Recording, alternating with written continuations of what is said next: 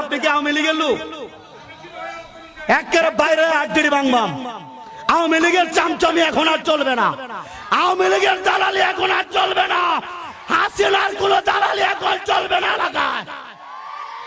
এই কি মনে করছেন নিজেকে?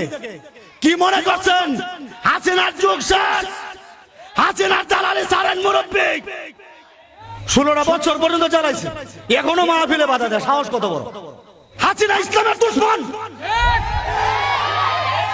আমরা বয়ান করলে ফেরাউনের বিরুদ্ধে বয়ান কি কোরআনে নাই? হাসিনা তো ফেরাউনই, হাসিনা তো আরেকটা ফেরাউন। 16 বছর পর্যন্ত বিএনপির প্রত্যেকটা নেতারে এরা চালাইছে, জামাত শিবিরে চালাইছে, উলামায়ে কেরামদেরকে চালাইছে। এখন নতুন করে আবার বন্ডামির টাইম আছে নাকি? নেন মুরব্বীকে এখান থেকে নেন। এই স্বৈরশাসক দীর্ঘ 16 বছর পর্যন্ত আমাদেরকে জ্বালাইছে, ওদেরকে যেমন দেশ ছাড়া করা হয়েছে, এই আওয়ামী লীগের কোনো বাচ্চাদেরকে এখন থেকে এলাকায় কোনো বার্তা দেওয়া হবে না। এই আওয়ামী লীগের দালালরা এখন আগের দিন নাই। স্বপ্ন থেকে বাদ দেন, হাসিনার স্বপ্ন বাদ দেন। এখন থেকে ডাইরেক্ট আলাপ হবে, ডাইরেক্ট। আগামী 100 বছরের ভিতরে আওয়ামী লীগের চিহ্ন এই বাংলার বুকে আমরা রাখবো না ইনশাআল্লাহ, রাখবো না ইনশাআল্লাহ। এই এই কি করবেন আপনি?